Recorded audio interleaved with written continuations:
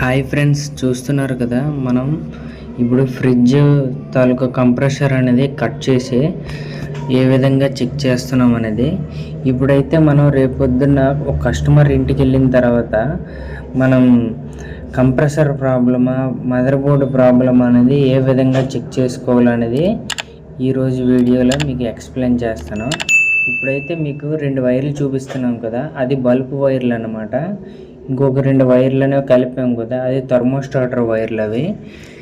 ఇప్పుడు ఏం చేస్తున్నామంటే మనకు డైరెక్ట్గా సిరీస్ వైజ్ అంటే టెస్ట్ ల్యాంప్ ఉంటుంది కదా, టెస్ట్ ల్యాంప్ పెట్టేసి మనం ఇది చెక్ చేస్తున్నాము.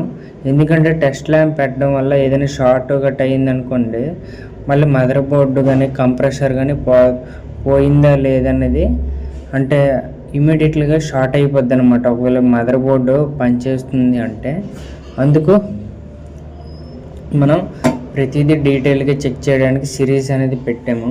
ఇప్పుడైతే చూసారు కదా, పిస్టన్ గట్ట దానికి సంబంధించిన ఐటమ్స్ అన్నీ రిమూవ్ చేసి మీకు ఏ విధంగా చూపిస్తున్నాము.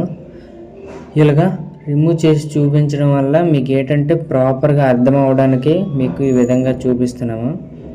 ఇప్పుడైతే థర్మోస్టాటర్ కనెక్టింగ్ ఉంది కదా, మదర్ బోర్డ్ అనేది సిరీస్ వైజ్గా పెట్టేసి చెక్ చేస్తున్నాను అనమాట. కంప్రెసర్ అయితే ఆన్ అయ్యి ఆగింది, అలాగా మళ్ళీ ఒక్కొక్కసారి ఆన్ అయ్యి ఆగుతుంది అనమాట. ఎందుకంటే సిరీస్ వైజ్గా పెట్టినప్పుడు ఏమవుతుందంటే అది బల్బ్ మీద లోడ్ పడుతుంది అనమాట. అప్పుడు అలాగ ఆగి ఆన్ అవుతుంది. చూడండి, ఇక్కడ బల్బ్ కూడాను రెడ్ ఇండికేషన్ అనేది వెలుగుతుంది. మీకు బాగా గమనించండి. చూడండి ఫ్రెండ్స్, కంప్రెసర్ తిరిగి ఆగిపోతుంది.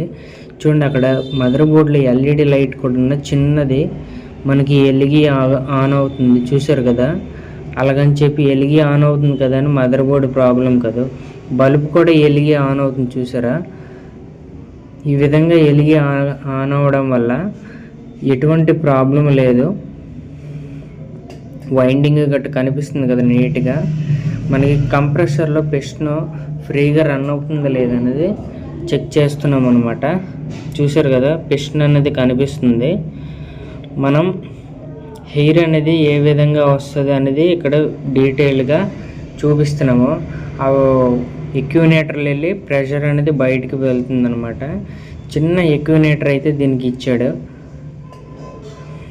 ఇప్పుడైతే కనెక్షన్ అనేది నార్మల్ కనెక్షన్ అనేది పెట్టుకున్నాం అనమాట.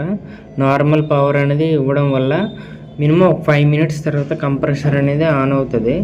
చూసారు కదా, ఇప్పుడు కంప్రెషర్ అనేది డైరెక్ట్గా ఫాస్ట్గా రన్ అవుతుంది.